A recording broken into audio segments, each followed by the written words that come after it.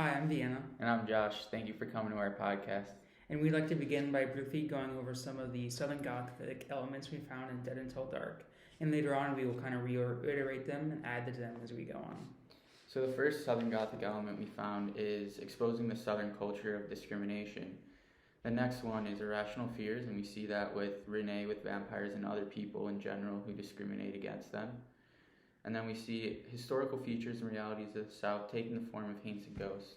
We see this as the vampires are used as a symbol of the discrimination towards African Americans, gender inequality, etc.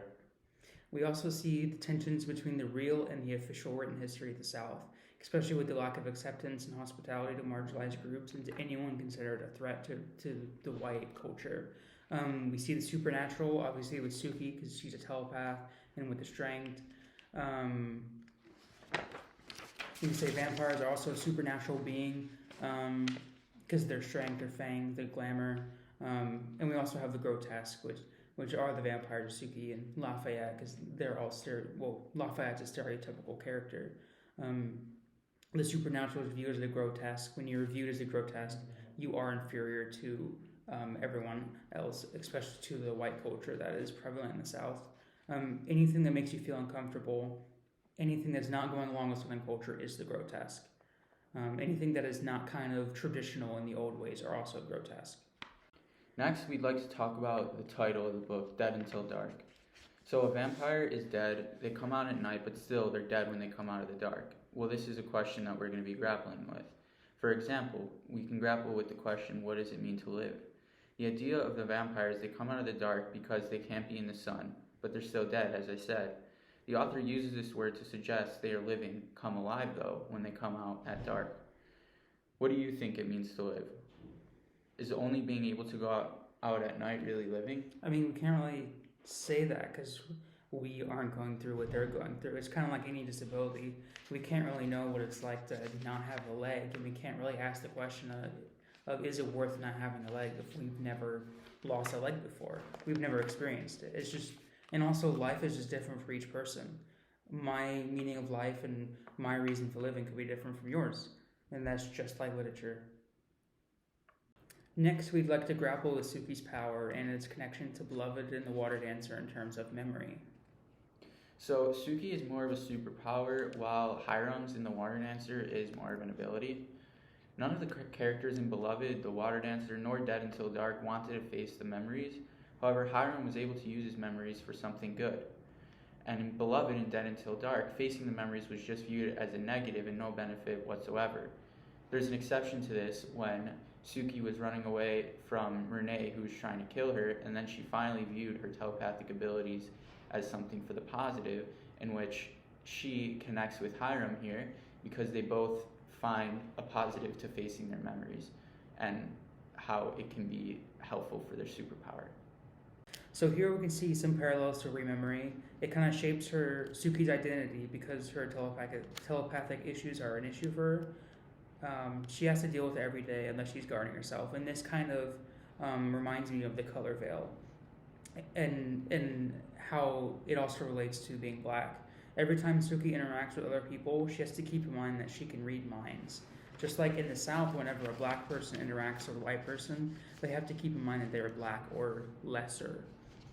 But in terms of memory and Dead Until Dark, it is important to note that for Bill, memory operates as a connection to when he was alive, like memory in Beloved. But for Suki, it operates as a telepathic power. But this memory of Bill's connects him to humanity. And that brings us to the question, what does it mean to be human? What do you think it means to be human?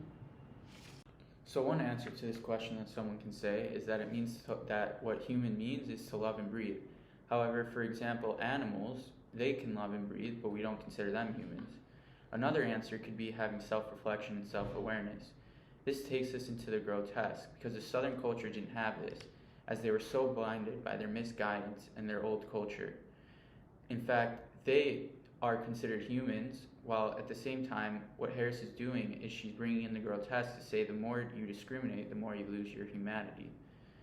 And we'll go into the grotesque later on. Do you think there's any value separating vampires from humans?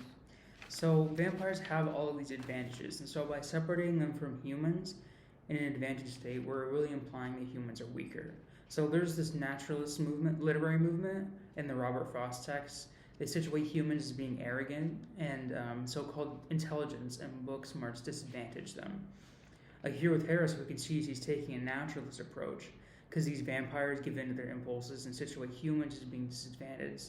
And that suggests when they see themselves as disadvantaged, instead of honoring the differences, they oppress the advantage because it is easier to do so. And so we talked about Bill and his memory and how that connects him to his humanity.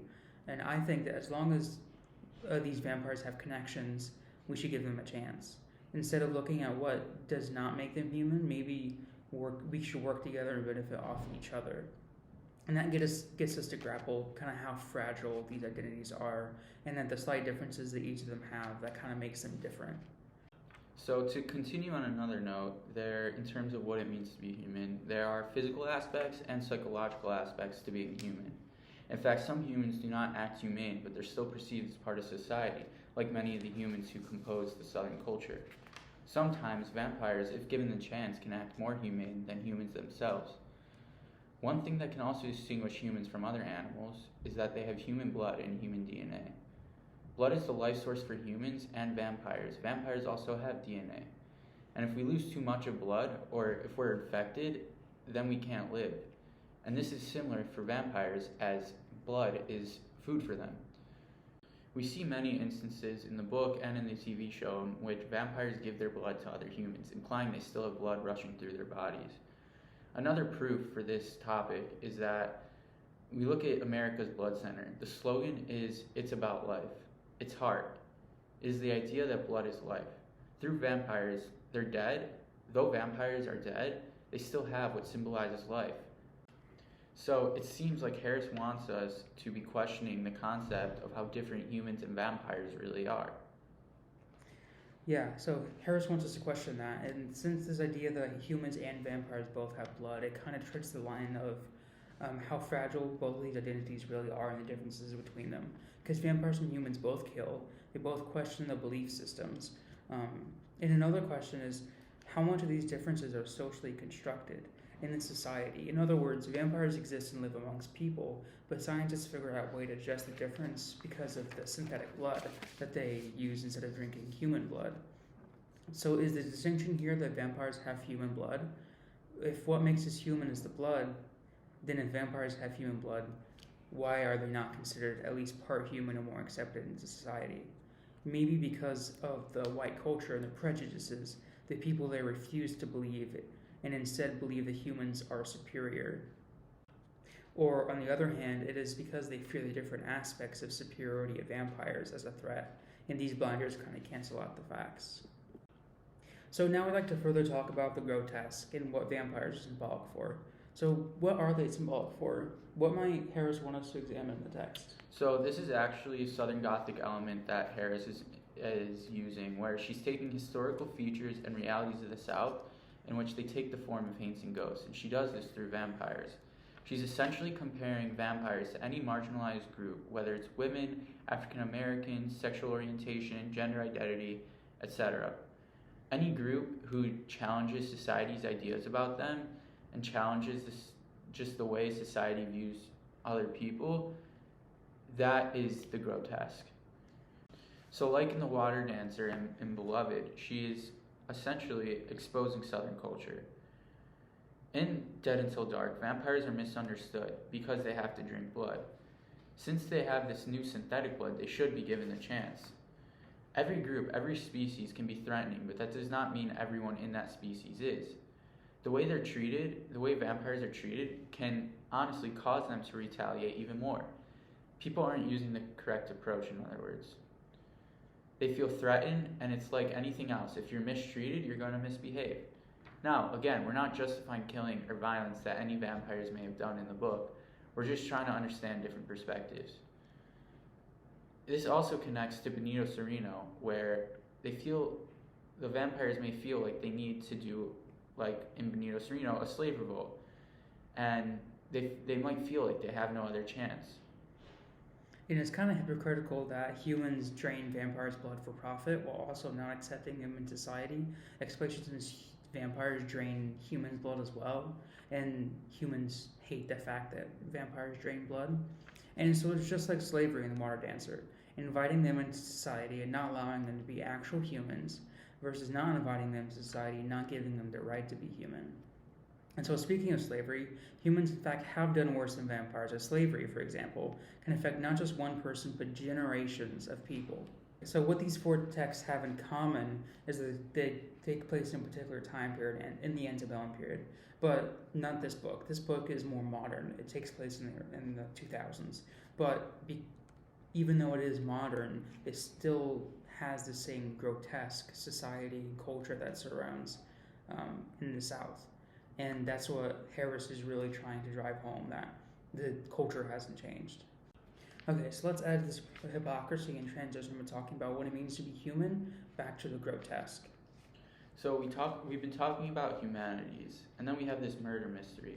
And one of the things that human accuse vampires of is this murder because of their strength and their past. When really this mystery that could be used against them was done by a human. It was done by Renee. So that's pretty hypocritical that they're accusing of vampires when they're doing the killing. So this idea that they're pointing to vampires is because they have bite marks on them. So at one point they were with a vampire, and so they automatically assumed it was a vampire when really it was a human. So back to the grotesque. Harris is essentially exposing the stereotypes in Southern culture. She's especially talking about the society of Southern culture, highlighting that Southern culture can be grotesque. And a few examples, Suki's grandmother, Gran, belongs to a group, and she talked about the war, the glorious soldiers. And she's tied to these ideas of glorifying and romanticizing notions of the Civil War. But Bill talks about it as terrible conditions. There's no glory.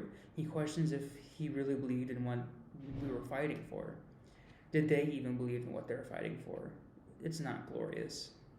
But why would Harris make Bill a Confederate soldier when he was supposed to represent a marginalized group as a vampire?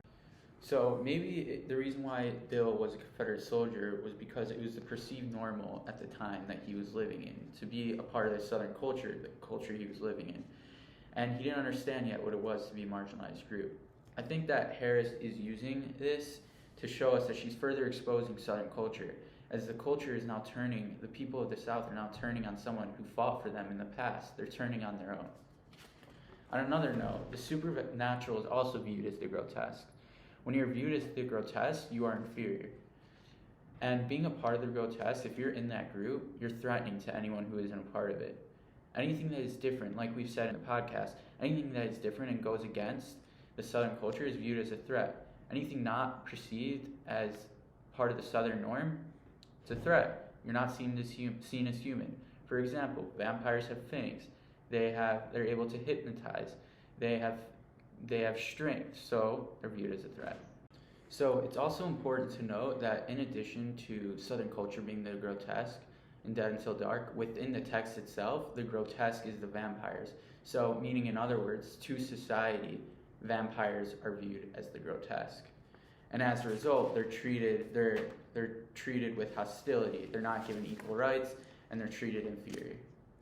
So let's go back to the Civil War for a second. So there's a parallel between the vampire struggles in this book, the civil rights in the 1960s civil rights movement in the U.S., and one of the major examples of this is the interracial sex and marriage taboo. So the reason why these killings were happening was because of interracial sex, and Renee thought that was immoral or inferior. But in the U.S., that was also a big thing during the civil rights movement, and up until the 1990s when it was finally legalized that having sex or marrying an inferior being as a white person is immoral and bad. And this is kind of one of the things about the Southern culture that is grotesque. So another topic of discussion is, why was Lafayette's character made so over the top? What's the value of that, and what was Harris doing? So it seems like Harris was playing on stereotypes in many different areas, with black women stereotypes, gay male stereotypes, when the children in the TV show called the vampire Billy Bob based on his appearances, the appearance of the vampire in the show, and how they assumed he was a vampire. And she's taking these ideas to create these stereotypes and putting them on display on a deep level and very obvious level. Lafayette is there to make people uncomfortable. Suki, she has this telepathic ability. It makes people uncomfortable. That's why they're viewed as the grotesque. And yeah. At the end of the day, While Harris is exposing these different aspects, people fear change, and as society changes, they don't want to change with it. Also in the book, Harris does what is called othering. She otherizes vampires. This is separating from each other by stereotypes. And so in the TV show, the children make assumption that the worker is vampire based on his appearance, based on what he's wearing. But they miss the indicator that he's not a vampire, mainly the silver necklace. But they look at outward appearance and read him as a stereotypical vampire. There's a symbol and a reason of missing indicators. They were so focused on the stereotype and in their prejudice against the other group that they miss the obvious indicators and assume that the worker is a part of the group. So here we have a connection to the water dancer in terms of interracial versus interracial. So in the water dancer, we had the quality, the task, and low whites. Here we're talking about social class based on race within their intra-racial markers. Interracial meaning within a race. Here we're talking about interracial as all these people are Southerners. However, we're looking at social class of othering. And we have the vampires. This is a case of interracial between classes. And within the class, we also have Suki. And so there's these interracial markers with the grotesque, because if you're viewed as different and you challenge the ideas, then with this interracial system, you're viewed as the other. So there's something revealing itself about the deep-rooted hate. And so Mata and Don were killed. And Mata and Don are both perceived as really like vampires. They're sexually liberal. There are fangbangers who are humans who interact with vampires sexually or biting, running after vampires. But how could they situate themselves in the category of the other? So in the case of sexual liberation, women are not sexually free. And so the idea that taking control of their sexual liberation is operating outside the perceived idea around gender. This is grotesque. Nobody, in fact, says anything about Jason in his sexual life because he's not having sexual relations with vampires. Rather, he is doing it with human women, and he's a white male. So we say vampires want to fit into mainstream society, but what really is mainstream society? So mainstream society is what is normal, what is status quo, what is represented in the news, but that's a description, not a definition. The actual definition is mainstream society is defined as the predominant views to westernized ideals, white middle class ideals, which is language, family, normality. What is the ideal family? Mother, father, 2.5 kids, white picket fence. This is all the governing definitions of South. They follow these westernized white middle class ideals about language, family, jobs, lifestyles. It's the stereotypical white American dream. So when they say they want to fit into mainstream society, they want to live in this specific society. But vampires can't really do some of this. They can't do a typical 9-to-5 job, and they can't really have a typical family because they're immortal. So in terms of this mainstream society, what do you think? If it's such an unethical based society, then why would they want to fit into it? Well, because they want to feel as normal as everyone else, no matter what. They want to experience the same as others. They want this perceived normal that everyone else has, instead of feeling alienated and outside of the norm and outside of other people. They want a connection. It's that social influence. Yeah. So in terms of accepting vampires into society, is killing to satisfy a central need? Does it make it acceptable? So humans can be vegetarians and still get enough nutrients, and same with vampires in terms of synthetic blood. However, one can argue that vampires still kill, while at the same time one can argue that humans still kill. So in other words, for humans, it can be called a central need to kill animals for food. However, they can also be vegetarians and still get that same nutrients. This is just like with vampires, as I was saying. They can still use synthetic blood, the vegetarian version, if we could say, and they would still get the same nutrients. So we're comparing the two, however, both are essentially doing the same thing. So vampires view themselves superior to humans, like humans see themselves superior to animals, and they eat them. It's that predator relationships. Or are we challenged in this case because humans are not used to being prey? So we're biased because we're humans and we value human life. But putting in perspective of vampires, it's different for them because even with synthetic blood, it's difficult. Even if vampires choose not to kill the victim entirely, humans would still become cattle for their blood, just like how we domesticated cows for their milk. And so overall, accepting vampires in society is not really a yes or no question, because obviously we're biased. And obviously vampires can't choose to turn off their desire to drink blood. It's just like how we as humans can't turn off our desire to eat. It's just something that we do. But that doesn't make them, since they're this close to being human anyway, that doesn't make them any less worthy to not be accepted into society, even with the differences. All right, this concludes the podcast. This has been Vienna. This is Josh, and thank you for stopping by. We hope you enjoyed our podcast about Dead Until Dark.